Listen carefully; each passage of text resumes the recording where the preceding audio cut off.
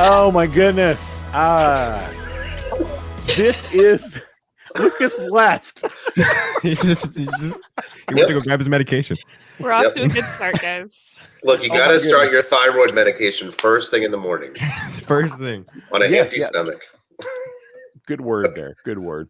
I'm done. This is the Christian Nerds Unite podcast bonus first real play we've ever tried.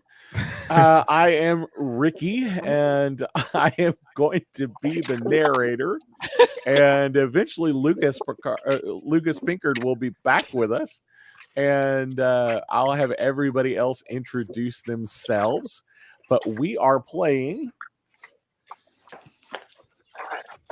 the Marvel Multiverse role-playing game Playtest. Using the Playtest. Nice. I'm digging it. Danley has to dress for the occasion. If you are listening to the audio version of this podcast, I think you'll owe it to yourself to go watch the video version at some point.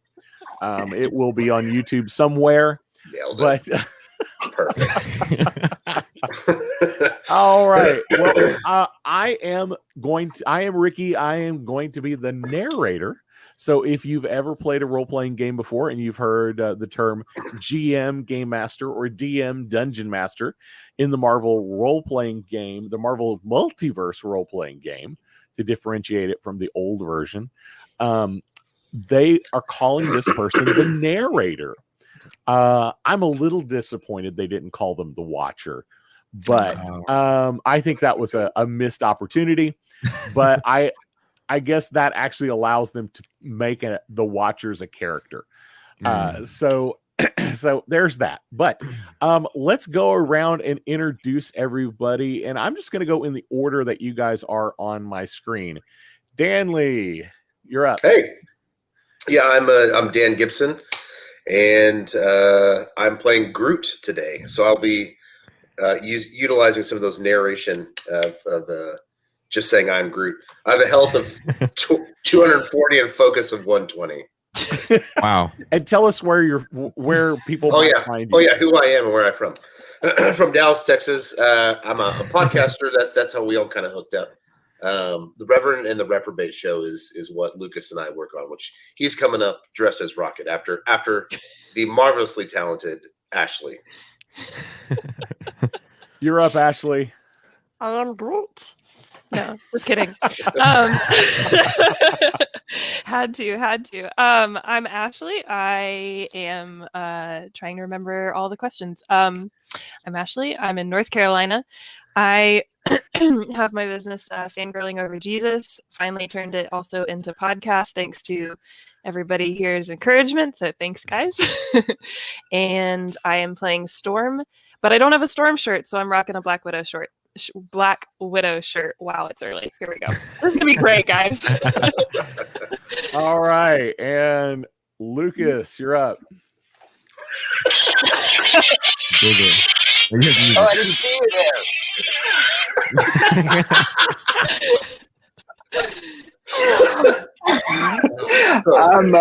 I'm Lucas Pinkard from the Reverend and the Reprobate show that I do with Danley, and I have the pleasure of being Rocket and being Danley's interpreter. So this is less like a role-playing game and more like real life. Awesome. All right, BB Nate, tell us who you are and where you're from. I'm BB Nate. I'm from the Tatooine Sons podcast. I'm playing Spider-Man Miles Morales today with 90 health and 90 focus. So I'm gonna have to figure that out.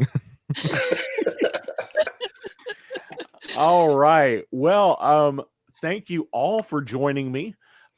We did have a fifth character that was going to join us, but due to some family issues they are dealing with, be praying for my good friend Mike of the Speaking Nerdy podcast. They're just having some hard things, life issues right now, and we'll hopefully, if we continue this series, we will have him back later. So yeah. And if not, are we going to do like the soap opera thing where like the part of Stefano is now being played by?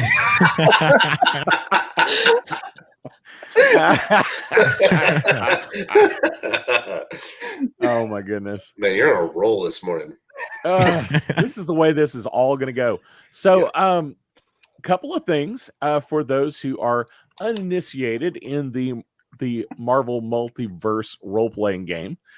It is a 3d6 game, and so all you need is 3 6-sided dice, and but one needs to be a little bit different. One needs to be what they're going to call the Marvel die. And the Marvel die is, if you eventually, it looks like they're going to have a product out that you can actually purchase with a Marvel die. And the number and the one on the Marvel die looks like a looks like the it's the Marvel logo. And BB and Nate, you had kind of a special die. I just wanted to make sure the 1 is your special icon, not the 6, right? It's the 1, yeah. Okay, I just wanted to make sure. Okay, so either way, you need to differentiate one of your die and mark it as the Marvel die, however you want to do that. I've got 2 yellow dice and 1 red die right here, and the red die will be my Marvel die. And the big deal is when you're rolling, kind of the ultimate fantastic, and I've got some notes over here to the side. The ultimate fantastic roll. What do they call it? They call it ultimate fantastic roll is to roll a 6-1-6, which is the name of it's what the comic book continuity of Marvel is, and so that's kind of going to be one of the things we're going to see. If anybody, so make sure everybody knows this. I want to bring everybody more full screen here. So if you roll a 1 on the Marvel die, no matter what, if you roll a 1 on the Marvel die, make sure you let me know, because that's special. And for those of you some of you might use, virtual tabletops, we're going to do this a little bit differently, and we're going to do this a little bit on the trust system. I'm going to let everybody roll their own dice, and it's an honor system. It's going to be like, I've gotten Marvel every single time. No way. I think technically Rocket's a thief, and there's no honor among thieves. That's true. I'm gonna grab my dice rolling tray so my dice don't escape my desk. I should probably have that, but I don't. So anyway, so anytime you roll a 1, that means something extra is going to happen. Even if you fail, a 1 gets you something. So let's say you roll and your target number was 18, but with all of your bonuses, you roll and you get a 1 on the Marvel die, and you get, your whole setup, you only hit 17. So you didn't succeed, but something good still happens. And when that happens, you can, according to the rule book, you can suggest what you would like to happen, or you could let me just choose what happens. But it's still going to be up to me as the narrator to say whether that is what happens. Now, that's why it's not called the Watcher, because you have to be involved. Yeah, I am involved a little bit. That's a good call. Good call. So if you do roll all 1s, that is a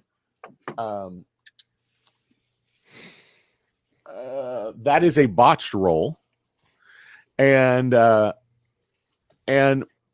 it doesn't really say anything bad happens necessarily, but that is like the worst. So even if you get a 1 on the Marvel die, if the other 2 dies are 1s, it is still a fail. There's nothing good is going to happen there. It's the worst. The worst. Let's see here.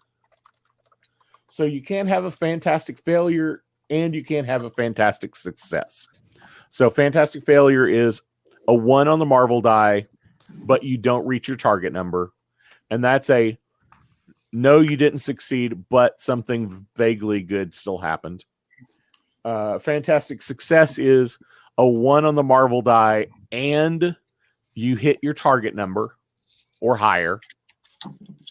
Fantastic success is yes, whatever it was you were trying to do happened and something extra happened. Got it. And then the ultimate fantastic is if you actually roll a 616. Here's hoping somebody rolls a 616 sometime during our game. And if that happens, then what you some extra things could kick in.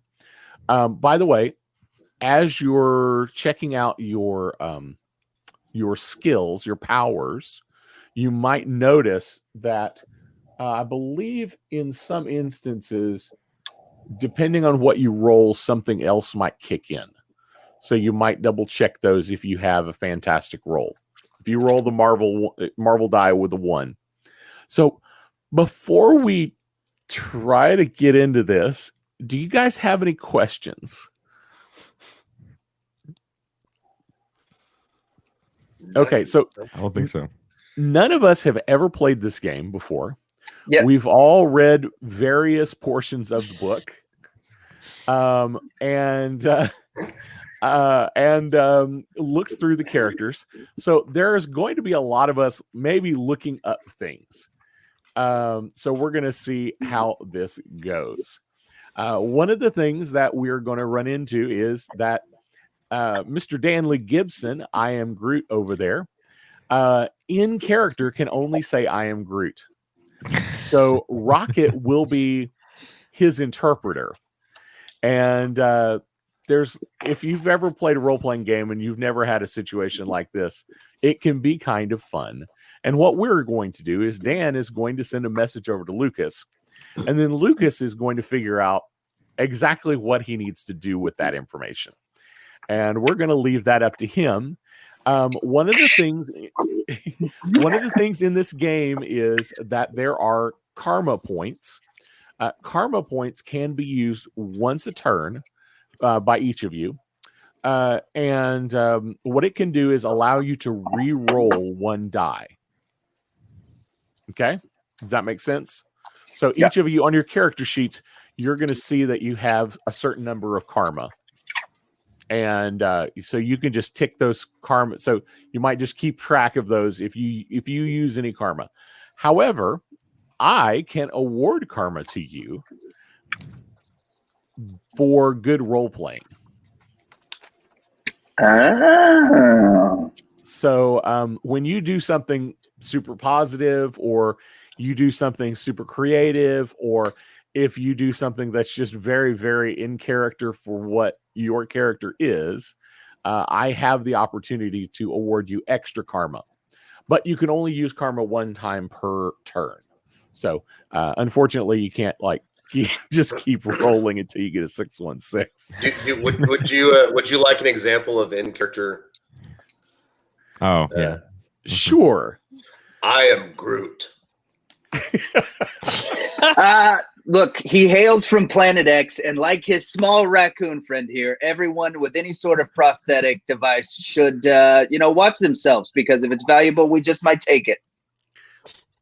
There you go. Good call. Good call. 5 karma to each of us. You're here. I'm Groot.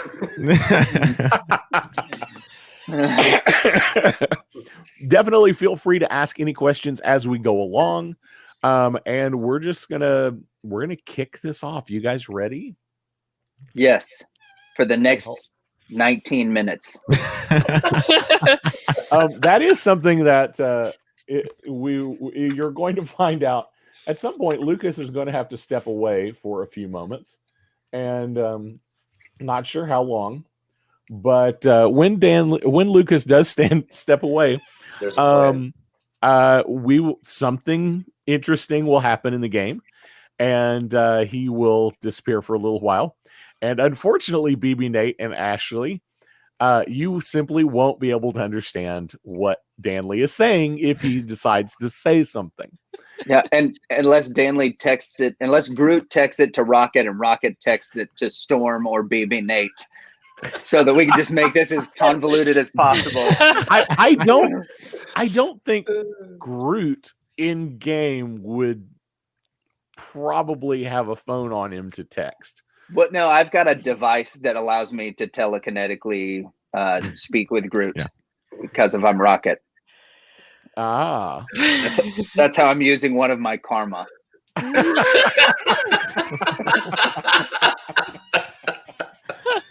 All right, let's go. Oh boy.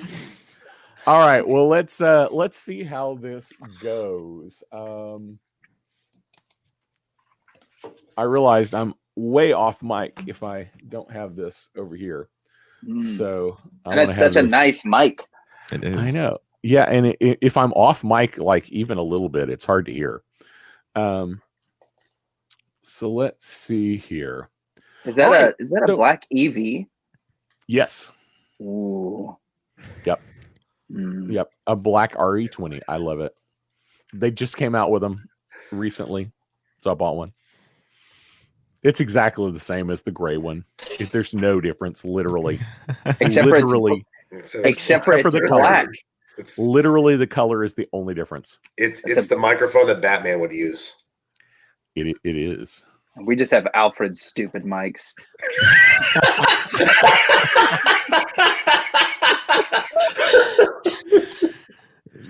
I am the mic. All right. So you are all at the Avengers Mansion for various reasons. Storm, you are there to just check out what's going on with the Avengers because a lot of the Avengers are off on a gallivant in space. So there's really not too many people around. Jarvis the Butler, now when I say Jarvis the Butler, I actually mean Jarvis the Butler from the comics, is floating around the mansion. But you notice there's not a lot of other Avengers around. And then you notice over in the corner, Rocket and Groot are there. They have shown up trying to figure out how they're going to get back into space because their spaceship is broken down. They were hoping to connect with Tony Stark and see if he could help them do some extra repairs. Unfortunately, Tony is indisposed and unavailable. Miles Morales, Mr. Spider-Man, you were there. You were hoping to join the Avengers. And that's been your goal all your life, is to be an Avenger. So you show up at the house at least once a day, seeing if there's anything you can do to help around the mansion, just to see if there's any way you can get into good graces and eventually join the Avengers. Jarvis is there, kind of giving you guys. Showing you guys around a little bit, and since you're there, and he asks you if you'd like any drinks. So just really quick, give me an idea. What do you guys want to do right now while you're at the mansion? Do we have to go in order? At this point, no. Just somebody say something you want to do. I want to open a door. Any door. Yeah. Any door. Okay. So what doors are there in this room? in this particular room, there are really just 3 doors. There's a really, really massive door, but that's the door outside. It's the door you guys came through. You're kind of in the foyer here. There is a kind of a gray solid door ahead of you, and then off to the right there is a wooden door that's a little bit smaller, a little more ornate. Is there any good sun in the room? Yeah, that was going to be my next question. There are lots of big windows. This is a big foyer. Imagine this is the old school Avengers mansion from the comics. Okay. So imagine, this is a really ornate room. It's not super high tech, or it doesn't appear that way. But that's where you are. So yeah, lots of sunlight, lots of big windows. So my ride is being properly photosynthesized while Yes. I'm adorning his shoulder. Okay. Yes. So I is there anything to explore in the room before we open a door? Not really. Then Is there coffee? Main question. Jarvis will bring you coffee if you asked him. I'd like to ask Jarvis for coffee. Do we have to roll? Initiative, yeah. That's how many shots. If we get a 1, then we get like 5 shots of espresso. So for those of you who are curious about that exact thing, one thing the narrator is able to do, if it's something simple, you can just decide it happens as the narrator. You don't have to make the players roll for every little thing. I will say this game can get a little crunchy in the number side, especially in combat. So take advantage of some of the fun of just letting things happen. It's the as Ashley and I mentioned earlier, it's the yes and principle. Yes, what you said happened, and this other thing to kind of continue the story. So Jarvis does bring you coffee. It's black coffee, but on the tray there is. That was loud. Wow. Holy So cow. On the tray there's sugar and cream. Strong and coffee. He asks you, he offers it to all of you. So Rocket wanted to open a door. Before he opens the door, Miles or Storm, do you want to do anything? I'd like to study Groot. I think that is a yeah, So for sure. So Hey, Spider-Man Groot, is stand gonna, up and turn around for us. So Spider-Man is going to go over and he's trying to figure out what Groot is exactly. Okay. And so Storm, what are you doing? I'm gonna watch Rocket and see if he bowls over in case the coffee's poisoned. Okay. You never know who might poison somebody in the mansion. That's true. That is true. That is true. Everything seems I to don't be trust fine. droids. Everything seems to be fine. And Lucas, you wanted to open a door. Which door did you want to open? Did you want to go outside, or did you want to open the large gray metal door, or the wood ornate door? And if you didn't notice, Jarvis had come out of the ornate wooden door when he was bringing the coffee to you. Okay, look, I know you want to go outside in the sun, but you got plenty of light coming in through the windows. There's other things we have to do. We're gonna go over to the ornate door by the window because the wooden door offends my ride. Okay, so are you going to open the wooden door? Let's open the wooden door. I'm gonna have Okay. Groot open the wooden door. I have Groot. Okay. So Groot opens the door, and all you see is it's a large dining room with a large dining table. And as you open it, Jarvis walks through the door and says, "Oh, thank you very much." He then passes through into another door, and just as soon as he's in the other door, just long enough for him to set down the tray, you see him come back quickly out of the door and says, "I need to speak with all 4 of you right now," and asks you all to come into the dining room. So at that point, Jarvis says, "I've just received a message from Mr. Stark, and there appears to have been a break-in at a research facility at Empire State University, and it's the Howard and Maria Stark Center for Galactic History. And there's been some kind of break-in, and he's been told that their rumor is that there are Hydra agents involved. And since you are the only 4 here, Mr. Stark has asked if you would please just go over and investigate what is going on over at the Howard's and Maria Stark Center for Galactic History and see if there's anything you can do to help. I think this is Tony's fault.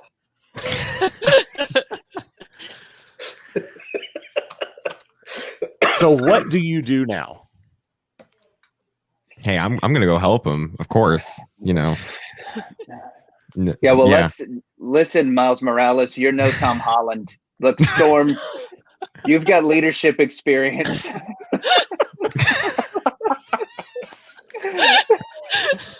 What's I am Groot. What's your take on this? Yeah, okay, the small spider boy's fine. We'll protect him whatever happens. But let's talk to the lightning lady since the big guy's in Asgard. Yeah, I think we should go help. I think we should go sneak over and investigate. Apparently, sneaky is a trait. What kind of stuff do we have here? Like, can I fly a Sequinjet? Does she fly and then he swings and we trudge and follow? How close are we to this place? I'm gonna let you decide. How would you guys like to get there? It's not far. It wouldn't take you long to walk or fly or swing. Or Jarvis does offer a Quinjet that can be autopiloted for you if you need it. Is there a non-playable character stationed beside a fast travel point? I can group fly, right? Ooh. Is that an ability that you have? It says so in the book, I think. Okay. It does, yes. All right. Yes. Well, let's I look it can up group because this is one of those where we all need to kind of figure out how the game plays. So let's look up group fly. That actually might be kind of fun. Summons winds to carry others into the sky. For every rank the character has, they can hoist one ally into the air and make them fly on the wind. And are you ranked 10 or 15? 15. 15, yeah. So you can easily carry all 4 characters. Boom. Let's fly. You want to do since Rocket has kind of deferred to Storm, and Storm has said let's group fly. Let's go ahead and do that. And I hate flying. Deal with it. It's fine. And I'm just gonna, for the sake of the game, I'm gonna say that just happens, rather than rolling for it because I think it's pretty. So you do arrive on the scene, and you notice there are lots and lots of police. There's a large police presence around the building. You can see, you see some people walk past the windows of the building. It's a 3-story building, sort of rectangular, not very ornate. It looks like a museum of sorts. The kind of building you would expect to see on a New York university campus. When you arrive on the scene, the police officer in charge informs you that the situation is even worse than what they were told. Hydra agents are demanding. They have some interesting demands. First, they say they have hostages. The officers aren't quite sure about this because they said the museum was technically closed. And so they're not sure if there really were people still working there at the time or not. So there could be several hostages. There may be one hostage. There may be no hostages. They may be lying. The police are not sure. But they do say they have hostages. And they say if their demands are not met, every hour they will kill one of the hostages. And the hour is going to be up fairly soon. Now, on to their demands. They have demanded that the Statue of Liberty be draped in a Hydra uniform. And if that doesn't happen within the next hour, they will kill one of the hostages. Now, and this is their first demand? This is their one and only demand. Oh, it's the only demand. Where are we going to the find only- those kind of drapes?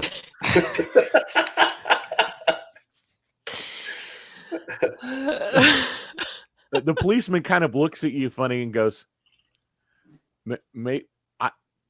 maybe you should just go see if you can stop them.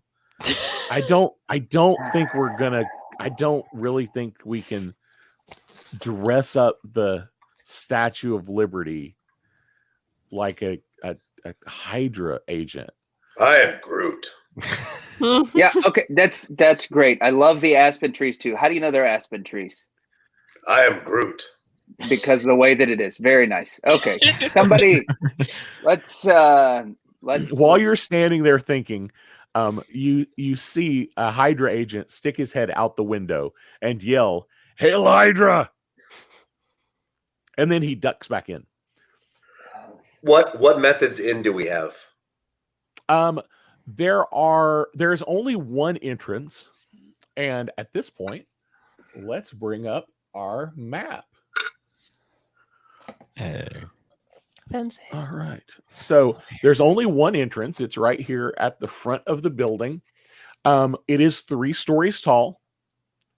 You don't know much about the interior, but the building is 3 stories tall, and you can see through the front doors. You can see there's a large. Ooh. A large room, and there are sculptures of what appear to be constellations. Now, the building, as I said, it's rectangular. There's lots of windows on all 3 floors. What would you like to do? Can we go to the roof? You could go to the roof. Is there a way in through like a basement?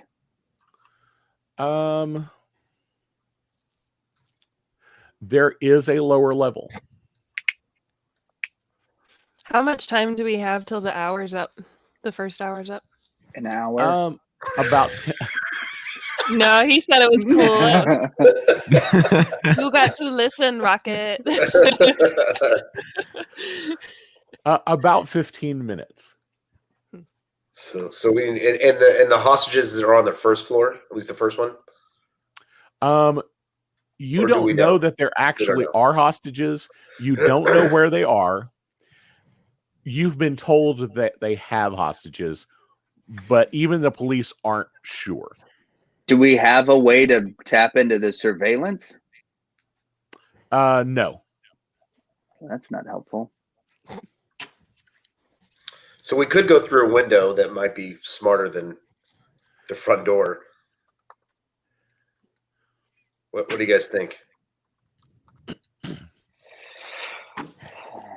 I like the idea of going to the roof and working our way down, because then we flush them out.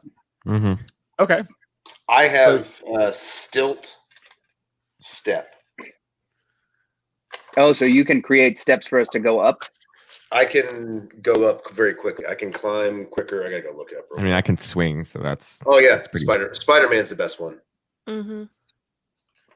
And Storm can always fly. This Rocket is the odd man out, stuck on the ground, unless somebody carries him. I could carry him. Couldn't Now, since Rocket is about to have to step away for a few minutes, as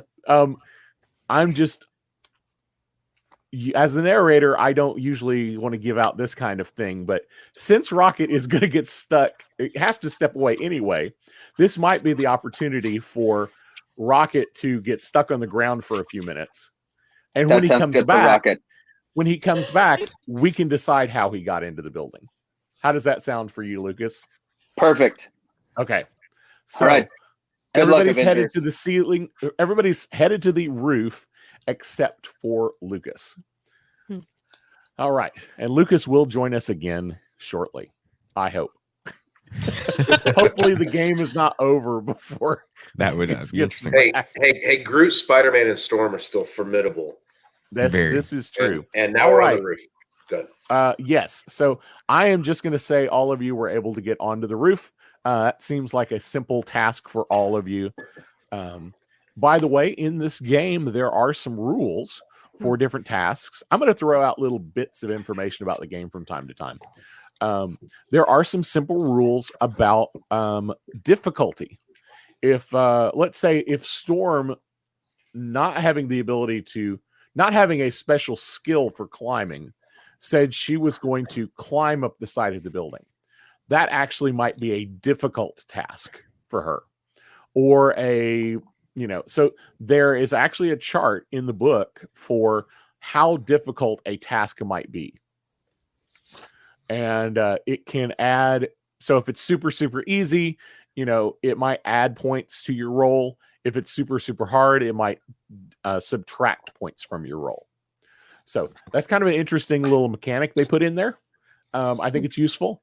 One thing about it is a lot of kind of random things you might want to try to do probably don't actually have target numbers. And I, as the narrator, just have to decide what the target number is going to be. So that being said, that is kind of a special thing. So you guys have seen this. So you head up to the roof. Now, there is when you arrive on the roof, you don't see anything unusual. You see lots of, you see air conditioners, you see power units, all the normal stuff, pipes and all the normal gray stuff you see on rooftops. And you see one small square with a door, one, square area with a door, which is obviously the stairs down. So what would you like to do? I think I open the door. All right. So Groot goes and opens the door. And the first thing you see when you open the door is you do see a Hydra agent. And obviously they were prepared for somebody to come through the door. And actually you see there are 3 Hydra agents there. One notices you open the door. The other 2 were actually walking away. And as you open the door, they turn back around. So it is time to roll for initiative. Yeah. Okay. So everybody roll a 3d6. And then we're going to figure out your initiative. And if you'll look at your character sheets, you have a initiative modifier, which will either add or subtract from your initiative. Hey, real quick, the 3d6 is what? Which die? 3 6-sided dice. Okay. 3d6. So for those who are not super up on role-playing games, the D6 is a 6-sided dice. And then anytime there's a number in front of it, it is the number of 6-sided dice you're supposed to roll. So if you play things like Dungeons and Dragons, it might say 3d20, meaning you roll 3 20-sided dice. So in this case, everything is going to be a 3d6. So roll 3d6. Okay. Look at your modifiers. I have a +7 with an edge. What does that mean? Okay. And with an edge means you can re-roll, because an edge is kind of a special thing. An edge means you can re-roll one of your dice. Okay. If you want to. I'm going to, because I got a 1. I got 1 away from 616, which that's fun. But all right. So yeah, I got 6, 2, and 5. Okay. So add up your dice. In this instance, a 616 doesn't actually get you anything. But did anybody roll a 1 on the Marvel die? No. I did. You did. Yeah. Yes. I did. Okay. So this is a special situation. If you roll a 1 on the Marvel die on initiative, it means you actually get a bonus round where you get basically you get an extra turn that nobody else gets. Cool. And I'm telling you right now, the other guys did not. So, Storm, you are the only one who's going to get this bonus turn. So you're going to go first. Then, and we'll do that. And then everybody remember what your number is. So add up your dice, add up your modifier, and keep that number. And then we'll figure out the order for everybody. But first, Storm, what would you like to do? You can see that there are basically 3 guys. They're all with guns. And one of them is pointing the gun basically out the door, and the others are readying their weapons. What would you like to do? I'd like to use. I have combat expert trait. Can I use that and take them all down? Very possibly. Let's see what does that skill do for? Does that skill do for you? Combat expert character has an edge on fight attacks against enemies of rank 5 or less. What rank, I guess, are the? Or they are all 5 or less. So you would get. Now, read that one more time for me. Combat expert. This character has an edge on fight attacks against enemies of rank 5 or less. Okay. All right. So let me explain what that means. Does it say that's just a thing you get? That's not actually that's a trait. Okay. It's a trait. So this is something you naturally have. Let me explain. So there's a difference between powers and traits. Traits are something you just naturally have. Gotcha. So in combat, you have an edge against anyone who is a 5 or less. An edge means you get to re-roll one of your dice. Okay. So you need to use a power or just use your fists to actually attack someone. I'll use the shoot, let me look up the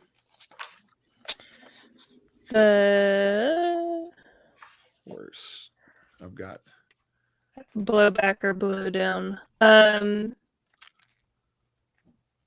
guess either one would work. Blow back power. Actually, no. Blow down. Blow down. Use a blast of wind. Use a blast of wind to blow down the foe. Okay. So you are going to blow them down. And does it say anything special about that power? Does it say what kind of damage it is?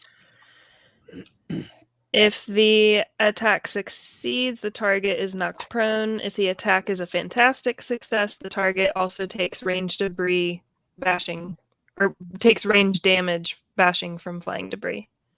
Okay, so in this instance, it might hurt them, but it might not. So let's go ahead and roll 3d6.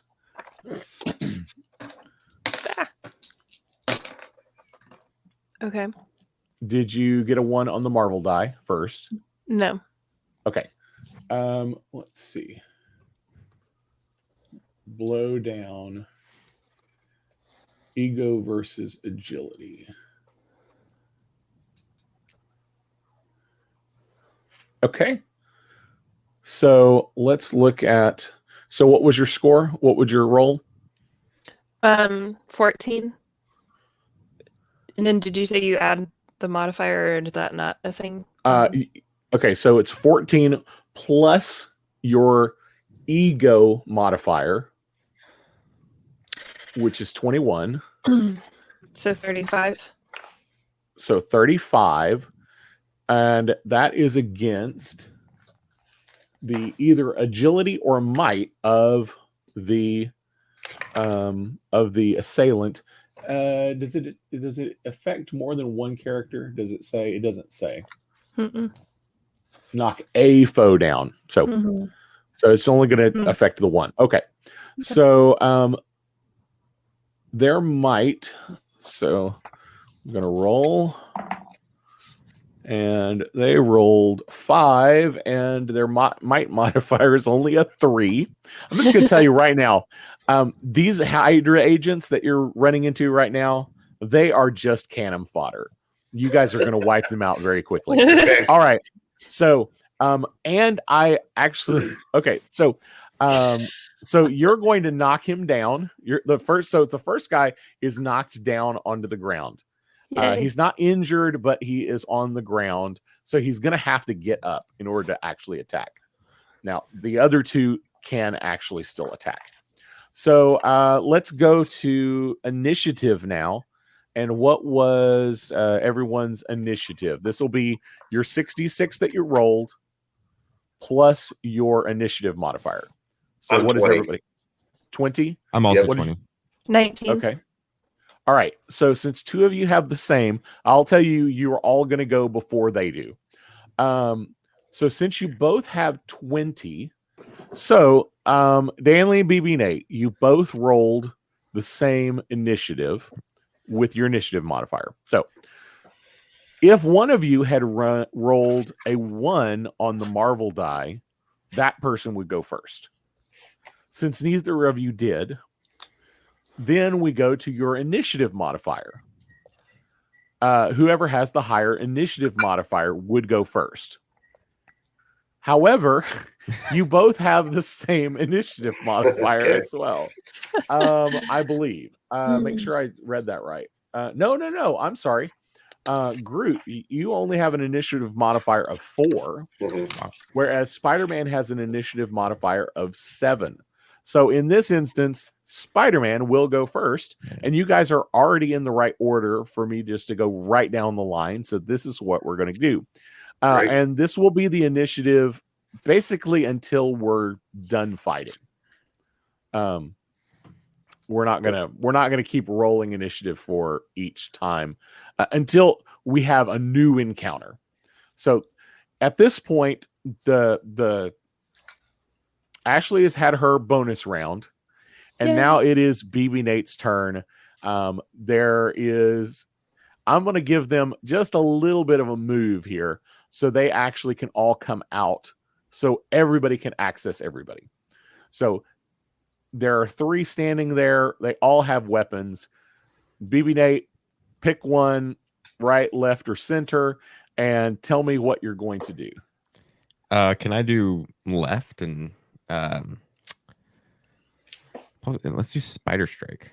I think that might be fun. Spider Strike. Well, Yeah. what is Spider Strike? It might be a good idea to explain some of these. Oh yeah, we're gonna go through all as we do Okay. use them. We will explain them. So let's read Spider Strike to me. Spider Strike. The effect is the character splits their attack to make 2 fight attacks at 1 enemy, or 1 fight attack at 2 enemies. Since I'm just choosing the left one, so it's 2 attacks at 1 enemy. If an attack is a success, the enemy takes half fight health, bashing damage. If an attack is a fantastic success, the enemy takes half fight health, bashing damage, and is paralyzed by webbing. After the attacks, the character may run, jump, or climb at half speed for free. All right. So now do you want to just do it to one person, or do you want to I think do so. it to 2? Okay. So that means you're going to do 2 strikes against 1 person. So let's see if you do it first. So go ahead and roll 3d6. Okay, I got a 5, a 4, and a 3. Okay, so you did not get a fantastic. So 5, 4, 3. So add that up, and then your modifier, Spider-Man, for let's see, what kind of this is a standard attack. I found it. Okay. Might versus the target's agility. Okay. Okay. So, all right. So BB Nate, since Yes. basically this is a punch, okay? So you're going to take your roll, whatever you just rolled, since it wasn't a fantastic anything or a fail. So you're going to take that, and then you're going to add your might modifier. So what is your might modifier? 12? 12, yes. So what does that give you? That is 25. So 25. And that, so I take the bad guy here is going to roll, and he rolled 10, 12 plus his agility. So you're punching with might. I am dodging with agility. So he got 12 plus 4, so 16. So you definitely hit him. And since this one is a 2-prong attack, go ahead and do your second attack. Roll 3d6 again. Okay. So, and then add that with the might again? Yep. So that is 22. You definitely hit him twice. Now, for damage, in this instance, it was supposed to be half damage but you're doing it against the same person, correct? Yes. So it sounds to me like he takes full damage since he's not taking one half and one half. Or am I reading that wrong? I think that you're right there. Let me make sure. So we're going to read that one more time, because some of these there are some great superpowers, and some of them are super complicated, and some of them are super straightforward. So Spider Strike, the character strikes in a blur of punches, kicks, and webbing. The character splits their attack to make 2 fight attacks on one enemy, or 1 fight attack at 2 enemies. If an attack is successful, the enemy takes half fight health bashing damage. Okay, so since both attacks were successful, we're just gonna you'll get both. So let's see. So your attack damage, let's see, Spider-Man. Your attack damage, your fight damage is 3d6 plus 14 plus 7. So go ahead and roll 3d6. Okay. What do you get? I got 16. 16 plus 21. Plus 21. Okay. Plus 21. Alrighty. That is 37. 37. So you definitely just he's out. He is gone. That one is out of play at this point. And I am Groot. You are up. Oh, don't I get to run away though? You don't have to run away. Oh, I don't. You can run away. You can move if you want to. If you want to punch the guy and then move out of the way, you can. Nah, I'll stay. Okay. The other two, there's middle and right. Was one of them on the ground? I remember that Storm knocked him down, but he didn't get hurt. Oh yes. I'm going to say the one in the center was on the ground. Okay. Groot doesn't like that he fell down and didn't get hurt, so I use Crushing Grip on the middle one. Okay. And read Crushing Grip to us. This is let's see. Trigger is the character grabs or is grabbing an enemy. It's able to be maintained, and the character makes a might versus resilience attack. If it's a success, the enemy takes fight damage, bashing damage, and is pinned. So I'm keeping him on the ground unless I knock him out. This power can be maintained with a standard action, automatically inflicting the same amount of damage. Okay, and it's a might versus what? Resilience. Might versus resilience. Okay. Yep. Go ahead and roll 3d6. Hold on. I dropped it. Shouldn't be using such a small table. Okay, here we go. Oh, it's bad. 1, 2, and a 3. So that's 6. Is the Marvel die a 1? No. Okay, a 1, 2, and a 3. So you rolled a 6. Yep. Plus your might modifier, which is, I just had it up. Might modifier is plus 15. So 6 plus 15 is 21. Mm-hmm. I rolled 16 plus my, you said resilience. Yep. 16 plus 2 is 18. So you were successful. Awesome. So he is going to take a bunch of damage. So what does your damage say? Fight damage. Ranged fight damage. 3d6 plus 28 plus 8. Okay. I'm not even going to make you roll. Yeah. I'm gonna destroy this guy. The plus is enough. You not only held him down, you pushed him into the ceiling just a bit, and he is out. Well, my roll was awesome. I went ahead and did it. It was 14. Oh yeah, that hurt. So he is down. Storm, you are up.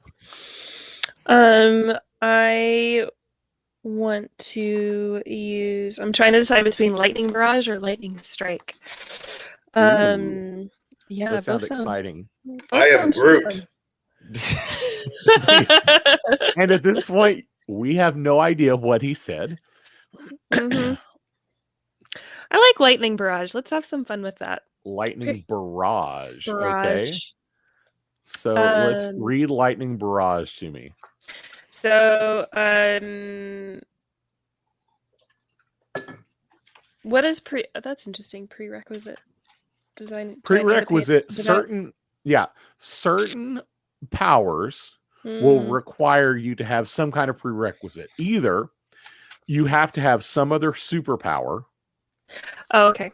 Or you have to be at a certain level. In this instance, lightning barrage, you have to have taken lightning strike already. Cool. And you have to be at least level 15, which Storm is. So that's why she can have lightning barrage. So, okay. So do I have to start with lightning strike? No. I just have to have it. Okay. You have to have it as one of your powers set. Cool. So this would be if you were building a brand new character and you wanted lightning barrage. But I said, hey, we're only building characters that are rank 5. Mm-hmm. Well, lightning barrage wouldn't be an option. Gotcha. If I said we're building characters that are rank 15, you would have to take lightning strike as one of your powers before you could take lightning barrage. So then you could have both. Cool. All right. So go ahead and read the rest of it to us. Cool. The character picks a spot within line of sight,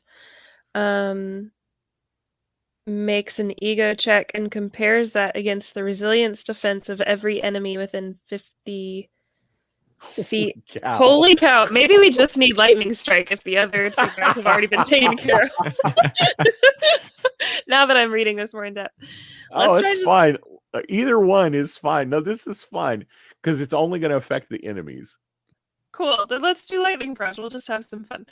Holy cow. Pick a spot, make an ego check, and compare that against the resilience defense of every enemy within 50 feet of that spot who's exposed to the elements. Any enemy the attack succeeds against takes ranged physical damage. If the attack is a fantastic success, the enemy takes double damage. Also triggers the thunder power automatically. You're welcome. I don't know what thunder power is, but that's cool.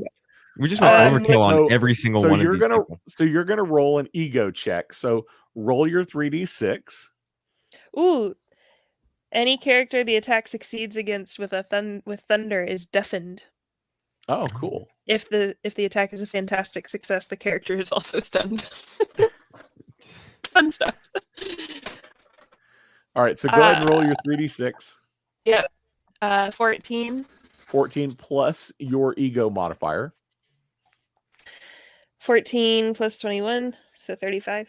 35, and I am rolling resilience. And you definitely succeeded. So you definitely hit him. So let's roll your damage. And it says ranged physical to energy damage. So ranged damage. What's your ranged damage? 3d6 plus 28 plus 2. So Okay, 3d6. go ahead and roll it. 30 plus whatever. I promise later you guys will fight some people who actually have some power. 38. 38. 38. Yeah. He you get is him. out. Yeah. He is out. He is out of commission. So you have taken down 3. Yay. You don't Yeah. know. They don't know how many are inside, but you know for sure you have taken out 3. Cool. Good start. We did it, guys. All right. Yay. So the doorway is open. You are free to do whatever you want to do now. So before we go, why don't you just real quick go around and tell us again who you are and where people can find you. I'm BB Nate from Tatooine Sons, and you can find me anywhere you listen to the podcast. You can also find us on Facebook and Twitter at Tatooine Sons, SONS, and at TatooineSons.com. You can find me with Fangirling Over Jesus. You can go to fangirlingoverjesus.com, search Fangirling Over Jesus on Spotify, Anchor FM, Apple, and then Instagram and Facebook. And check out our Patreon if you go to our website. I'm Dan Gibson. You can find me on my website that I made, baconoffice.com. It just redirects to our podcast page, but I thought it was a really good website that people wouldn't forget. That's awesome. Bless. And I am Ricky Pope with Christian Nerds Unite, and it has been a joy having everybody on this show. Thank you all very much. And we will be back for part 2.